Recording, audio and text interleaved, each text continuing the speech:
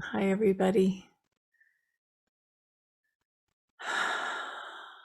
Another Monday mindfulness meditation has arrived, and we have arrived with it. So good to see you, each of you, and those of you I know and those of you I don't know. Welcome if you're new to this practice. Great to have you with us. Such a such a helpful thing to do, to take a breath together consciously, slow down enough to catch our breath, even in the midst of everything else that wants us to go in other directions, right?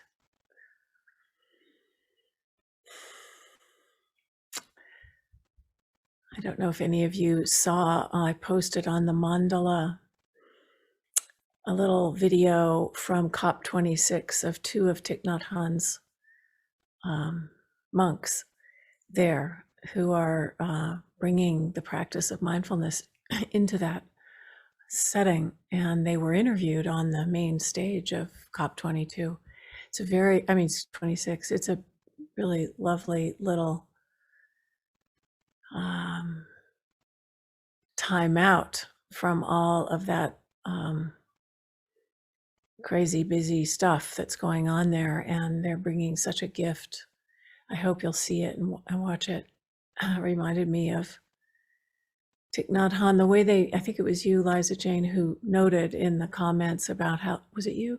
They walked onto the stage so slowly, and it was really fun to see that wasn't you. That's the way Thich Nhat Hanh walked everywhere.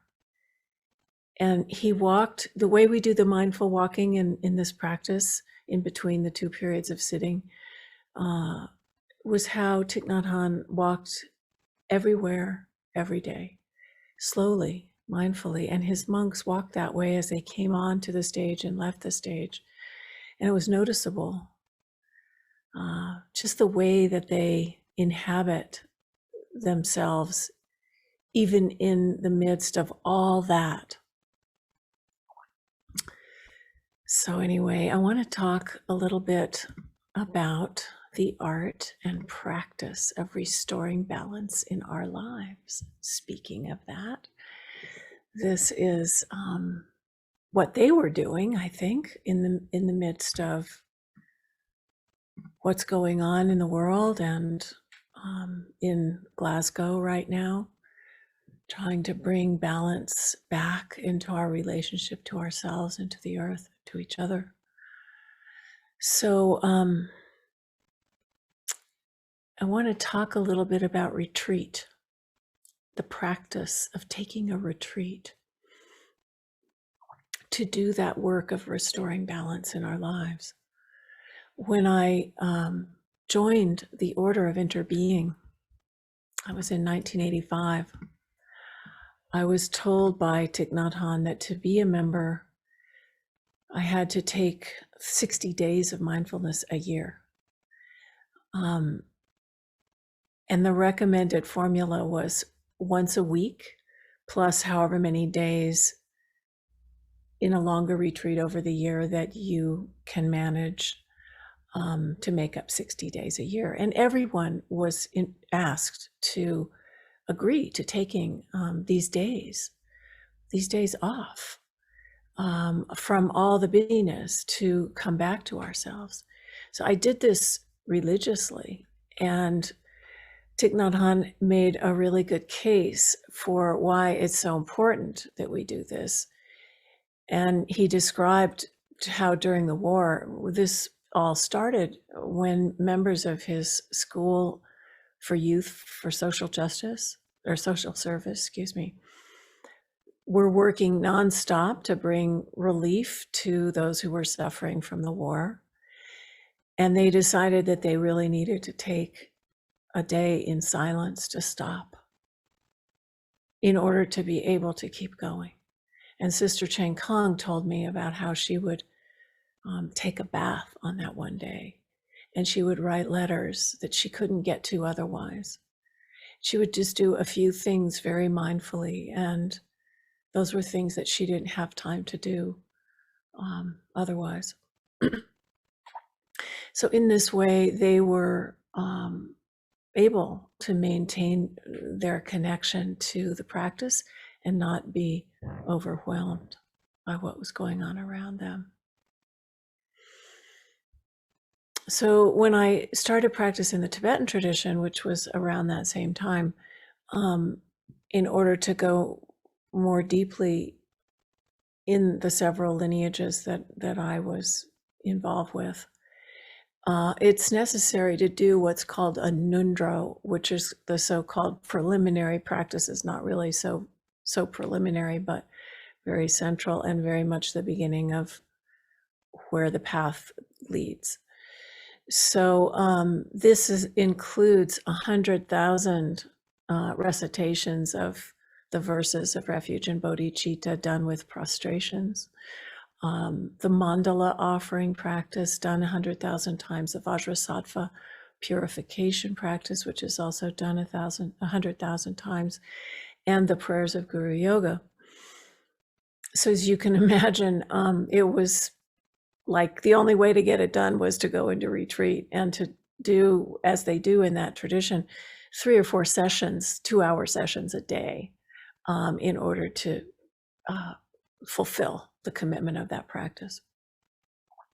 So there was a period of time in my life where that was all I was doing, and I was in retreat a lot. And that's really been the case since the 1980s, when I first became a student of Thich Nhat Hanh's.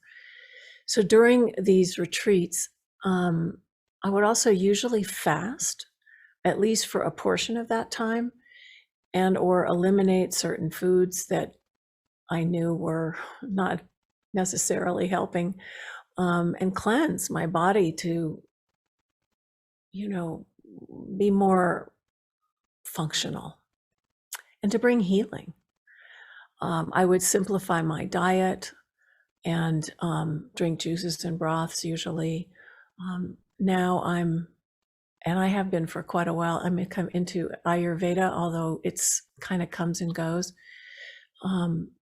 So there's, so many ways of doing that as well. And it's really been way, way, way too long since I have taken care of myself in this way. And I really, really have needed it. So, but I'm in retreat now.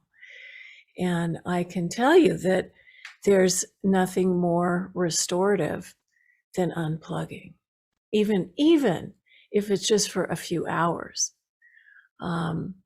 or just taking a day to unplug, as we used to do, and Walter used to participate many times in our days of mindfulness. In my case, I'm taking 2 weeks right now to come into a quiet place, a place to restore and regroup and reset and all of those things. So in Thich Nhat Hanh's tradition, the instructions are for however long you can give yourself to stop and enter the quiet of noble silence, to not talk on the phone, to not drive in the car, to unplug your computer, turn off your iPhone, and devote yourself to slowing down, to sit, walk, sit throughout the day, to go for a walk outside, to sit in nature, perhaps write in one's journal or read, but not fill the time and space with things to do. Maybe take a hot bath like Sister Cheng Kong. And one of the great pleasures is cooking and eating a meal in silence with awareness, with mindfulness. So mindfulness is brought to every activity. And throughout the day, a way to help recover that mindfulness, if you have a bell, is to invite the bell. When you hear the sound, stop and breathe and remember the gata. Listen, listen. This wonderful sound brings me back to my true self. So if you live alone, you may eat in silence a lot, but there's something to be said for making it a practice to feed ourselves in a nourishing way, in a mindful way, in a way that we know will bring healing, to restore that sense of balance and harmony in our body, speech, and mind. And practicing for a day or a week or however long it is, a few hours, we will undoubtedly feel reconnected to the world around us after such a little time. If you live with someone, you can enjoy a day like this together. Or you can ask your partner to support you in restoring yourself in this way. And they will know, as my husband Hugh will testify, that you will be a nicer person on the other side. And they will benefit from giving you this time. And it's so interesting to just observe how true that is. And if it's true with me and Hugh in our own little world, what does that mean for the bigger world? And then if you're part of a Sangha, or even if you're not part of a Sangha, you can also invite others to come together with you for a period of a day or so and practice sitting and walking meditation, sharing a meal, sitting and walking again, sipping a cup of tea in noble silence. I don't know about you, but whenever we practice together, there's a precious moment right before I'm going to ring the bell for the last time and bring us back into conversation that I treasure, because there's such deep intimacy in the silence, where we can hear things that we can't always hear when we're so busy talking. So time out like this is kind of, I always think, like river rafting. You know, when you're on a river and it carries you along, and sometimes you're moving really fast and you're going through the rapids, and you have to be careful so you don't capsize. And it's like, whoa! And then you come to that place where the water is so calm and so still that it doesn't even feel like you're moving. And it's this state of calm abiding that we all so desperately need in these times when life is moving so fast, so out of control, so disconnected from the balance and the harmony of nature and all our relations in the web of life. You know, they're all just at the mercy of us. And we're not helping when we operate in this way unconsciously. So we need to slow down. We need to take time to slow down and do nothing, to reconnect with our sanity, to regain that balance. I know for myself, it's like I'm just going.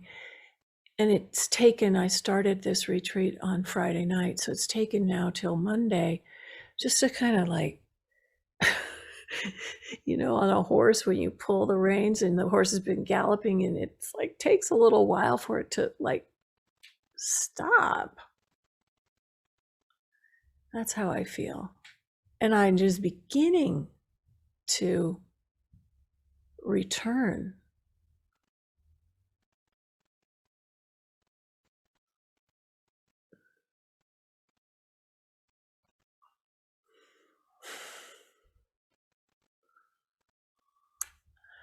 I was reflecting on how the way we live collectively is like,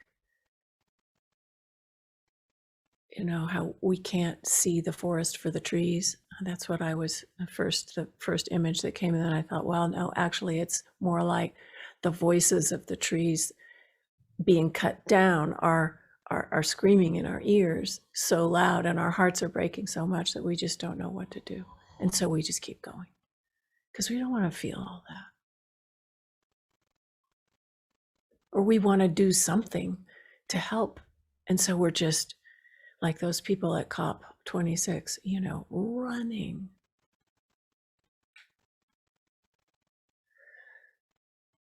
So, in order not to be consumed by our grief and our pain, or succumb to our distractions, or numbing ourselves with our addictions as a way out, those can take so many different forms. We can consciously disengage from this world of dust and restore ourselves. Can make that choice. And taking a little time out in retreat is a way of making peace with ourselves.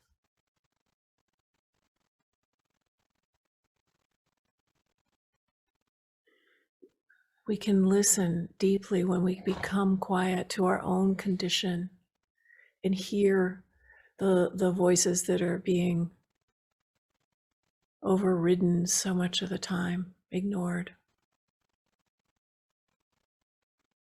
Becoming quiet and doing less, we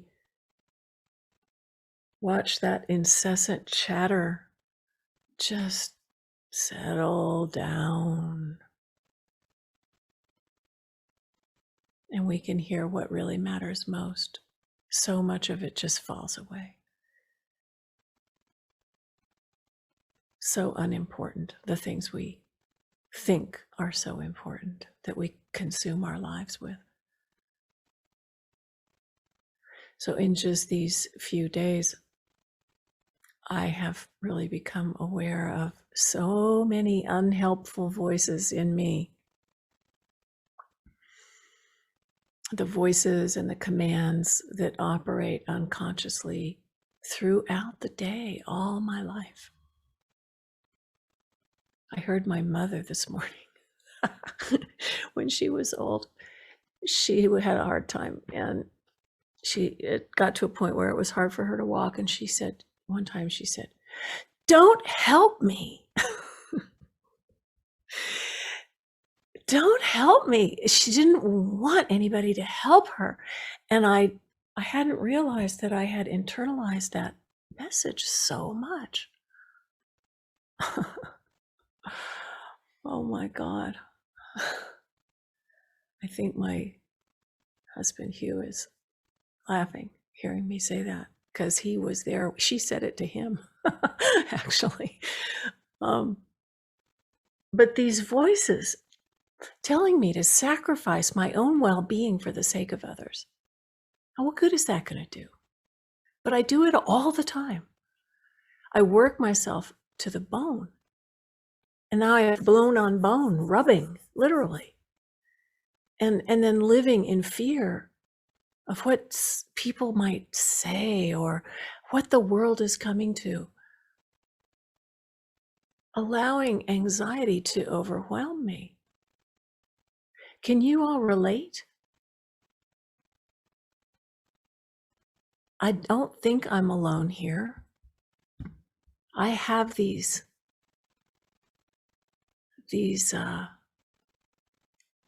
patterns. these habits. And some of them are from my family, some of them are from my culture, the conditioning of the culture. Some of them have come from trauma.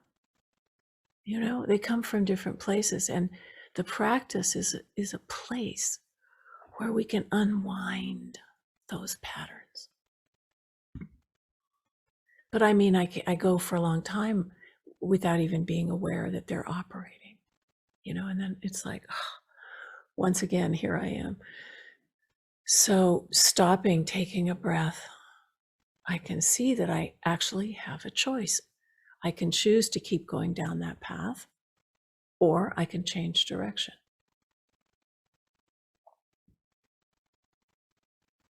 It's great to know you have a choice. We often don't know that we have a choice because we're so wrapped up. But first, in order to, at first it's like, okay, well, I see I can change the direction. But first, I actually need to stop and not go anywhere and like recalibrate. Because those old voices and old patterns are in really desperate need of transformation. They're not serving anymore. But transformation isn't possible without awareness. To be conscious, to be aware, that is why we practice. And sometimes it takes really stopping to see the patterns, to become aware.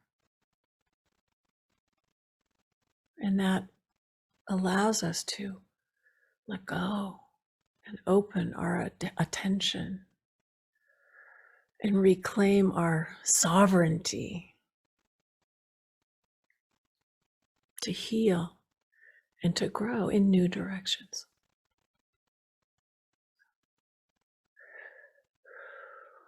So when we make offerings to the treasure vases, what do we offer?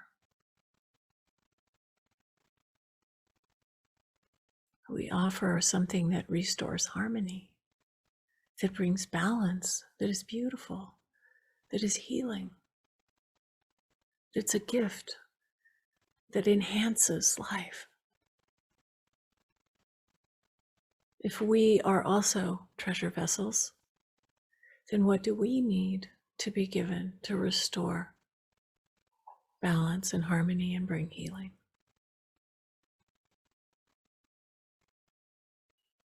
What is the environment we need to inhabit for a future to be possible?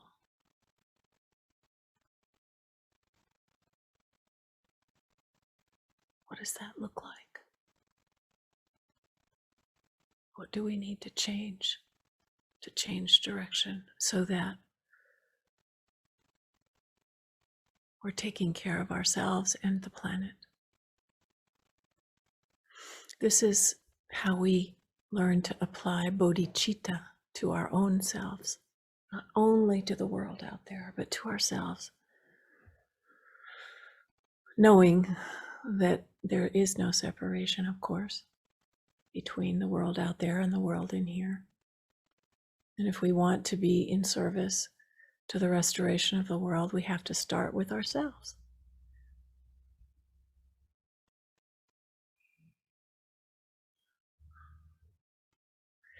Thich Nhat Hanh gave me a poem when he passed on the Dharma to me in the lamp transmission ceremony at Plum Village in 1994. He gave a poem to everyone who became a teacher in his tradition, and mine goes like this. True awakening cannot be found outside the wondrous heart. Reflected in the original source is the bright full moon. If one is capable of hearing the sound of cherries blossoming, one can see the Buddha right here in this world of dust.